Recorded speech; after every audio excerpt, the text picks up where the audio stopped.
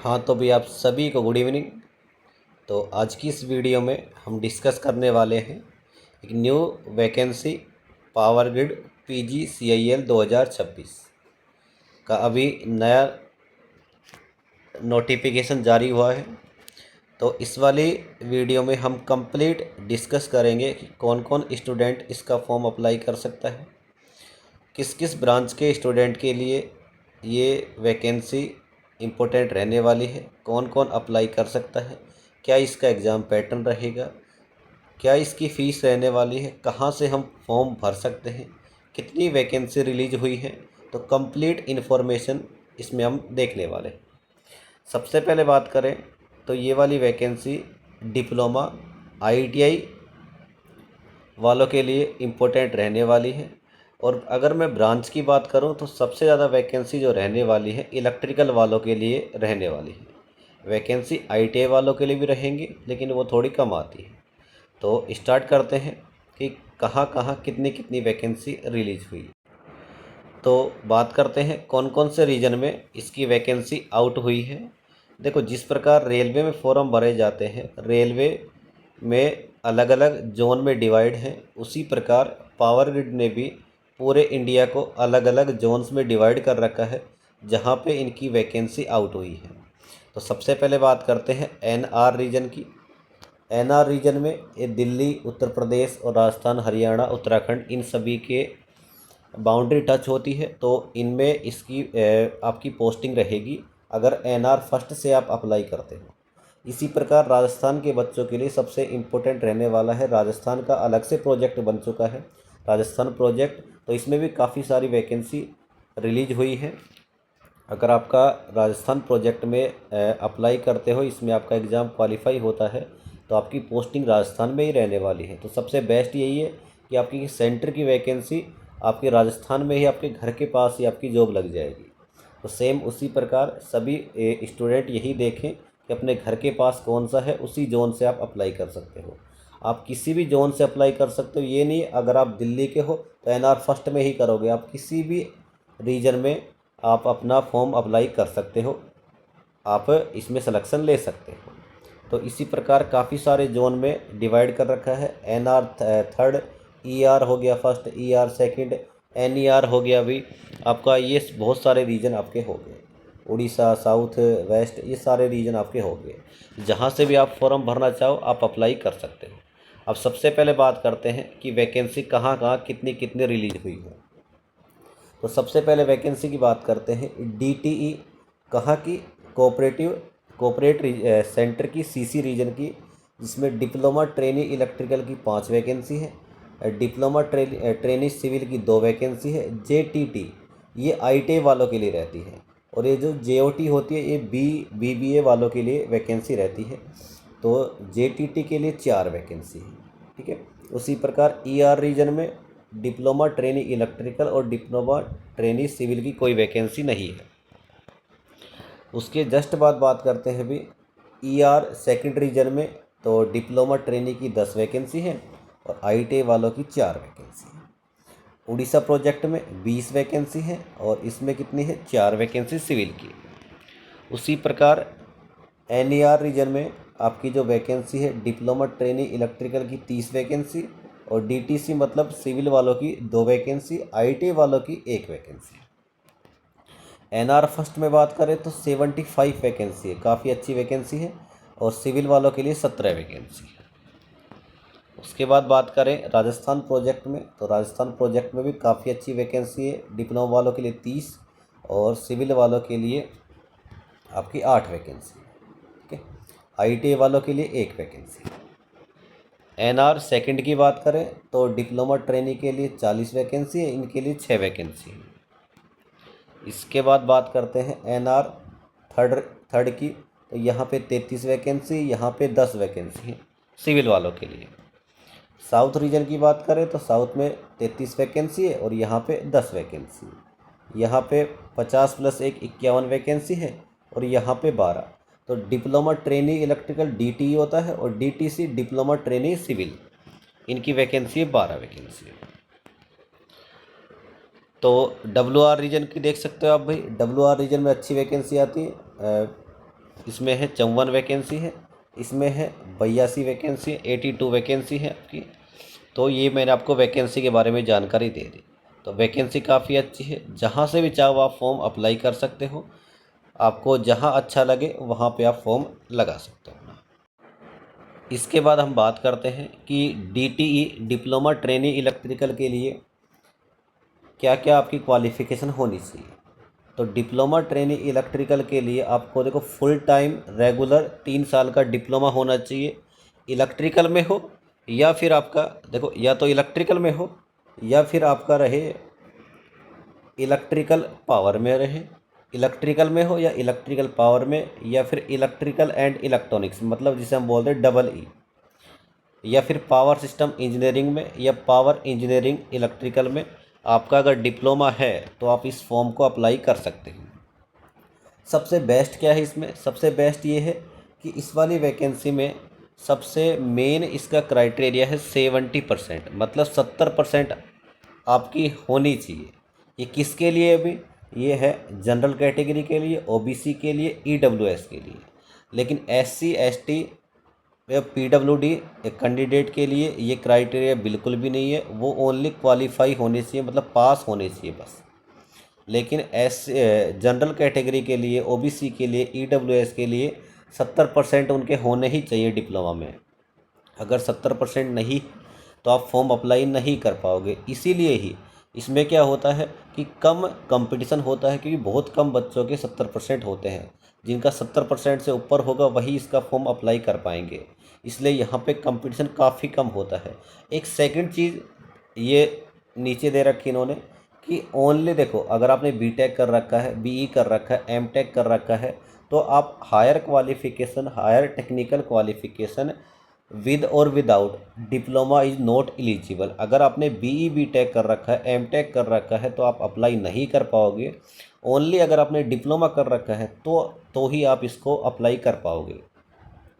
देखो जिस प्रकार SSC होता है, RRB होता है, इनमें आपके डिप्लोमा और डिग्री दोनों के ही स्टूडेंट फॉर्म अप्लाई करते हैं, इसलिए वहाँ पे कंपटीशन काफ़ी हाई होता है। लेकिन यहाँ पे क्या है, ओनली डिप्लोमा की कोर वैकेंसी है, तो ओनली डिप्लोमा वाले ही स्टूडेंट इसके लिए फॉर्म अप्लाई कर पाएंगे। इसलिए इसका जो सिलेबस है वो भी फिक्स है, डिफाइन है, और इसमें कंपटीशन भी इतना नहीं रहता है। तो 70% का हो गया, और एक ये डिग्री वाले नहीं भर पाएंगे, तो ओनली डिप्लोमा वालों के लिए वैकेंसी है। इसके बाद बात करते हैं DTC। तो वही है, बस सिविल से आपका डिप्लोमा होना चाहिए जिसमें आपने कर रखा है। अगर आपने सिविल से डिप्लोमा कर रखा है, 70% से ऊपर है, जनरल कैटेगरी से बिलोंग करते हैं, तो आप इसके लिए अप्लाई कर सकते हो। SC ST के लिए ओनली पास होना ज़रूरी है। वही है, डिप्लोमा होना चाहिए आपके पास। BTech अगर है तो आप फॉर्म नहीं भर पाओगे, ओनली डिप्लोमा आप अप्लाई कर सकते हो। सेम इसी प्रकार JTT, मतलब आपने ITI कर रखी हो 2 साल की सर्वेयर में, वो फॉर्म अप्लाई कर सकते हैं। अगर आपने MTech कर रखी है, BTech कर रखी है, तो इसका आप फॉर्म अप्लाई नहीं कर पाओगे। यही इसकी एक ख़ास बात है कि इसमें कंपटीशन काफ़ी कम हो जाता है। बात करते हैं सैलरी की। सैलरी के लिए काम करोगे भी तो सैलरी इसकी है 24,000 बेसिक पे रहने वाला है। JTT का रहता है भी 21,000, तो ये आपका बेसिक पे रहने वाला है। आगे बात करते हैं इसकी जो फॉर्म की जो फ़ीस रहेगी वो कितनी रहने वाली है। तो DTE मतलब इलेक्ट्रिकल से diploma, diploma trainee electrical, diploma trainee civil, इनके लिए आपकी जो फ़ीस रहेगी 300 रुपये रहेगी। जबकि JTT इनके लिए आपकी जो फॉर्म की फ़ीस रहेगी 200 रुपये रहेगी। अगर आप SC ST कैटेगरी से बिलोंग करते हो तो आपकी कोई फ़ीस नहीं रहेगी। ये जनरल कैटेगरी वालों के लिए, जनरल OBC के लिए, EWS के लिए उनकी ये फॉर्म फ़ीस लगने वाली है। आगे हम बात करते हैं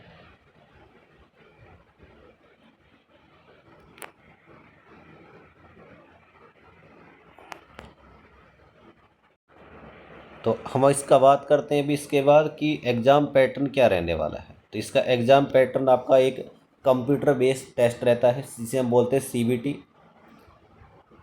चाहे आप DTE की बात कर लो, DTC की बात कर लो, इनमें सब में कंप्यूटर बेस्ड टेस्ट रहता है। ये 2 कैटेगरी में डिवाइड होता है। ये टोटल 170 क्वेश्चन आते हैं, 170 क्वेश्चन इसमें टोटल आते हैं। जिसमें आपके 50 टेक्निकल 50 तो नॉन टेक रहते हैं, जबकि 120 क्वेश्चन आपके टेक्निकल रहेंगे। टेक्निकल मतलब जो डिप्लोमा में जैसे इलेक्ट्रिकल से किया है तो 120 क्वेश्चन इलेक्ट्रिकल के आएंगे, और अगर सिविल से कर रखा है तो 120 क्वेश्चन आपके सिविल के आएंगे। ये इसका एग्ज़ाम पैटर्न रहता है। 2 घंटे का टोटल आपका एग्ज़ाम रहने वाला है। 2 घंटे का समय दिया जाएगा, 170 क्वेश्चन आपको करने। हर एक क्वेश्चन 1 मार्क्स कैरी करेगा, और नेगेटिव मार्किंग भी रहती है 1/4। जो एसएससी जेई की प्री में रहती है वही यहाँ पे नेगेटिव मार्किंग रहने वाली है। अगर मैं बात करूँ नॉन टेक, तो नॉन टेक में देखो आपका इंग्लिश भी आती है, आपकी मैथ भी आती है, रीजनिंग भी आती है। ये सारी चीज़ें वहाँ पे एग्ज़ाम में जो 50 नंबर का होगा एप्टीट्यूड टेस्ट, वहाँ पे आपसे पूछा जाएगा। जबकि 120 में आपसे टोटल टेक्निकल की कोर आपसे पूछा जाएगा कि टेक्निकल जो आपने डिप्लोमा में पढ़ा है। आगे हम इसकी डिटेल्स वीडियो भी लेके आएंगे कि सिलेबस क्या क्या रहता है पर्टिकुलर। अभी हम इसको आपको ओवरव्यू दे रहे हैं कि इतना कितना कैसे कैसे आपका एग्ज़ाम रहने वाला है। उसके बाद बात करते हैं इसके टेस्ट सेंटर कहाँ कहाँ रहने वाले हैं। तो जोन वाइज आप देख सकते हो, जो भी जोन में आप भरोगे, जैसे एनआर फर्स्ट से अगर भरते हो तो आपको दिल्ली में एग्ज़ाम हो सकता है, जयपुर में, देहरादून में हो सकता है। लेकिन अगर राजस्थान प्रोजेक्ट में भरोगे तो ओनली जयपुर में ही आपका टेस्ट सेंटर आ जाएगा। तो हर एक जोन का आप दे रखा है कि कहाँ कहाँ इसके सेंटर रहने वाले हैं, तो यहाँ पे आप अप्लाई कर सकते हो, आपका टेस्ट सेंटर हो जाएगा ये। इसके बाद हम बात करते हैं कि फाइनल ईयर जो स्टूडेंट हैं, जिनका अभी लास्ट सेमेस्टर है, वो क्या इसका फॉर्म अप्लाई कर सकते हैं। तो इन्होंने साफ साफ लिखा है कि फाइनल ईयर जो स्टूडेंट हैं वो अप्लाई कर सकते हैं यदि उनका रिज़ल्ट 15/7/2026 से पहले डिक्लेयर हो जाता है, तो वो स्टूडेंट इसमें अप्लाई कर सकते हैं। फाइनल ईयर वाले जिनका लास्ट सेमेस्टर है, वो जिनका रिज़ल्ट 15/7/2026 तक डिक्लेयर हो जाता है, तो वो फॉर्म अप्लाई कर सकते हैं। तो ये फाइनल ईयर वालों के लिए इम्पोर्टेंट था। इसके बाद बात करते हैं कि हम कब से कब तक इसका फॉर्म अप्लाई कर सकते हैं। तो एग्ज़ाम का तो अभी दे नहीं रखा। सबसे पहले बात करते हैं कि ओपनिंग डेट जो रहेगी फॉर्म फिलिंग की, वो रहेगी 20/4/2026। मतलब 20 तारीख से आप फॉर्म अप्लाई कर सकते हो। लास्ट डेट कब रहने वाली है? मई में रहेगी 11 तारीख, 11/5/2026। तो 20 से आप फॉर्म अप्लाई कर सकते हो और 11 तक इसके फॉर्म भरे जाएंगे। तो इस वाले वीडियो में हमने कंप्लीट जानकारी ले ली। एक बार ओवरव्यू देख लेते हैं। तो पावर ग्रिड की जो वैकेंसी थी, इसमें मेनली 2 स्टूडेंट फॉर्म भर सकते हैं। कौन कौन से? एक तो इलेक्ट्रिकल वाले और एक सिविल वाले। आईटीआई वालों के लिए भी है वैकेंसी, जेटीटी, तो वो भी फॉर्म भर सकते हैं। इलेक्ट्रिकल से जिन्होंने डिप्लोमा कर रखा है ओनली वही इसका फॉर्म अप्लाई कर सकते हैं। जिन्होंने सिविल से डिप्लोमा कर रखा है वही अप्लाई कर सकते हैं। जिन्होंने आईटीआई कर रखी सर्वेयर में, तो वो भी फॉर्म अप्लाई कर सकते हैं। बीटेक कर रखी है तो आप फॉर्म नहीं भर पाओगे। अगर आपका 70% से कम है डिप्लोमा में तो आप फॉर्म नहीं भर पाओगे। अगर SC/ST से ST/ST कैटेगरी से बिलोंग करते हो तो आप इसका फॉर्म अप्लाई कर सकते हो। 70% से कम पे भी आपका फॉर्म अप्लाई हो जाएगा। बात करें इसकी फ़ॉर्म फीस, तो 300 रुपये है और 200 रुपये अगर डिप्लोमा ट्रेनिंग वाले हैं, अगर ये कैटेगरी वाले हैं इन दोनों के, तो आपको 300 रुपये देने पड़ेंगे। ये भी उनके लिए है जो जनरल कैटेगरी से बिलोंग करता है और OBC से करता है, EWS से करता है। अगर SC/ST से है तो कोई फ़ीस नहीं रहने वाली है। JTT जिन्होंने ITI कर रखी है उनके लिए 200 रुपये रहने वाले हैं। SC/ST कैटेगरी वालों के लिए कोई फ़ीस नहीं रहने वाली है। एग्ज़ाम पैटर्न मैंने आपको बता दिया। भी एग्ज़ाम पैटर्न वही रहेगा। 170 क्वेश्चन आएंगे आपके, 120 और 50। 120 आपके टेक्निकल के रहने वाले हैं और 50 आपके नॉन टेक के रहने वाले हैं। कब से कब तक फॉर्म भरे जाएंगे? तो इसके 20 तारीख से फॉर्म स्टार्ट है और 11 तक इसके फॉर्म भरे जाएंगे। इसमें एक ही पेपर होता है, कोई इंटरव्यू वगैरह नहीं होता।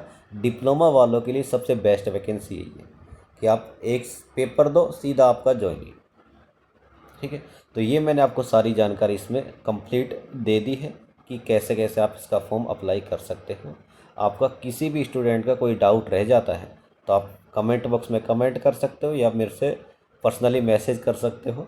आप जो भी जानकारी चाहिए आपको प्रोवाइड कर दी जाएगी। ठीक है। तो आप सभी का इस वीडियो में जुड़ने के लिए धन्यवाद भी। मिलते हैं नेक्स्ट वीडियो में। आपको अगर पावर ग्रिड के रिगार्डिंग कुछ भी आपको कि इसका सिलेबस क्या होता है, कैसे इसकी तैयारी करें, तो आप मेरे को बता सकते हो। मेरी पूरी कोशिश रहेगी आपके डाउट को सोल्व करा जाए। मिलते हैं नेक्स्ट वीडियो में। थैंक यू भी, धन्यवाद।